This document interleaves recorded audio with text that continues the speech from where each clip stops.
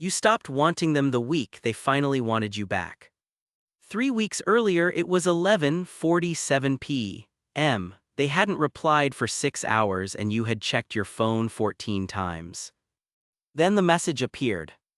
Your shoulders dropped, your breathing changed. For a moment, everything felt right again.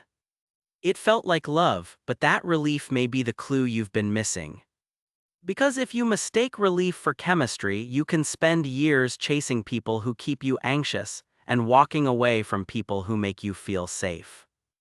Uncertainty explains part of that contradiction, but the deeper answer is what the chase may protect you from, and near the end, there is one question that can help you tell lost chemistry from withdrawal from the chase. If you've ever confused waiting for someone with wanting them, subscribe, because understanding that difference can change every relationship you choose next. Start with the first layer. Uncertain rewards hold attention differently from predictable ones. If someone always replies, you don't need to keep checking your phone. Your mind knows what comes next. But if they answer after 2 minutes today, disappear tomorrow, then return with unexpected affection, your mind cannot settle into a pattern. So it keeps watching. Every silence becomes a question. Did I say something wrong? Are they losing interest? Should I send another message? Then their attention returns and you experience two things at once: pleasure because they came back and relief because the uncertainty stopped. That combination is powerful, but notice what it reinforces. Not closeness. Waiting. Their silence creates the discomfort. Their return removes it. Soon, the person who triggers the anxiety can feel like the only person who can relieve it. That can make an unstable connection feel unusually important, even when very little real intimacy has developed.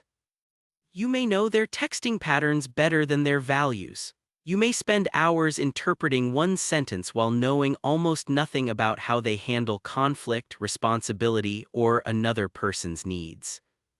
The relationship feels deep because your attention is deep. Those are not always the same thing.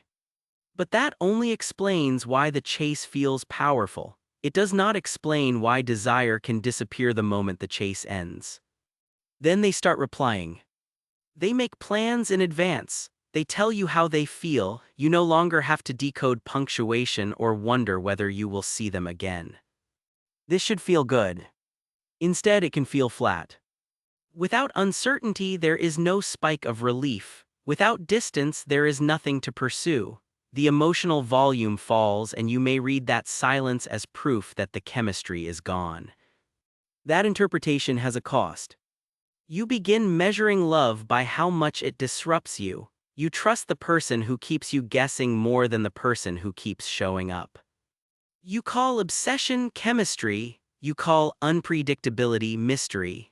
You call one rare moment of affection proof that all the painful parts were worth enduring. Meanwhile, steady care becomes almost invisible. Only after seeing that cost is it useful to consider the reframe. Calm and boredom are not identical.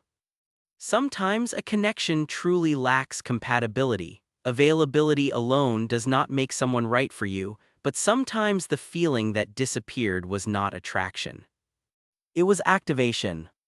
Ask yourself, when you said you missed them, did you miss being with them, or did you miss receiving proof that they still wanted you? One answer describes connection, the other describes a threat finally going away. And that leads to the deeper question: why might real closeness feel less compelling than the chase? Because wanting someone unavailable can sometimes protect you from something more frightening than rejection. Being fully known. As long as you are pursuing them, the central question is whether they will choose you. That question occupies everything. You don't have to ask whether you feel safe with them, whether you can express a need without performing, whether you like who you become around them, whether the two of you could survive an ordinary Tuesday with no drama to disguise the distance. And if they never become completely available, the imagined relationship never has to meet reality. You can fall in love with potential. Potential never interrupts you. It never disappoints you in a boring human way. It never asks you to negotiate boundaries, money, silence, sex, chores, or two conflicting needs.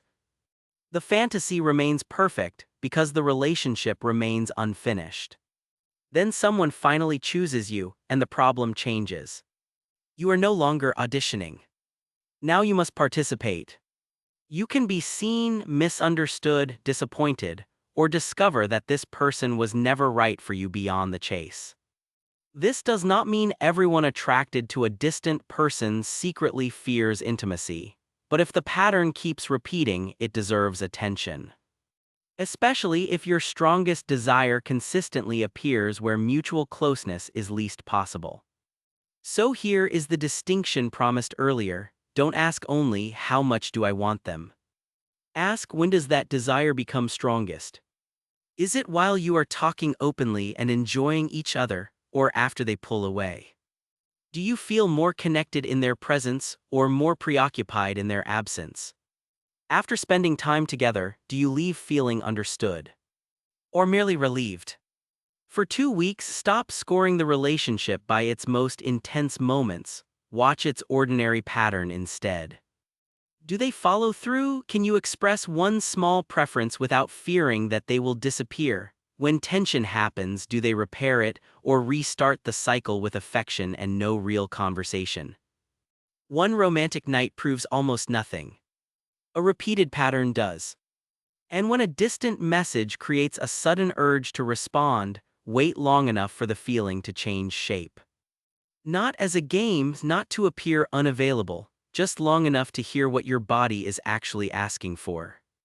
Connection, reassurance, or escape from uncertainty. The goal is not to force yourself to want every stable person.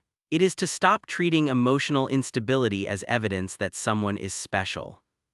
At first, healthier attraction may feel quieter. That quiet is not automatically love either. But it gives love somewhere to develop through curiosity, trust, mutual risk, and the slow discovery of who another person actually is. Now return to 11:47 p.m. The message appeared and your whole body relaxed. The most important question was never simply why their reply felt so good.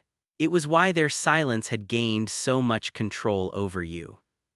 If your desire grows during their absence and fades in their safety, absence may be supplying the intensity that the relationship itself lacks.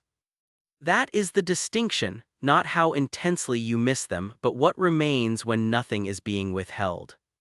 Because the opposite of an addictive relationship is not a boring one. It is a relationship in which desire does not require distress to stay alive. Tonight, if you find yourself staring at the phone again, put it down for 1 minute and ask, do I miss this person or am I waiting for relief?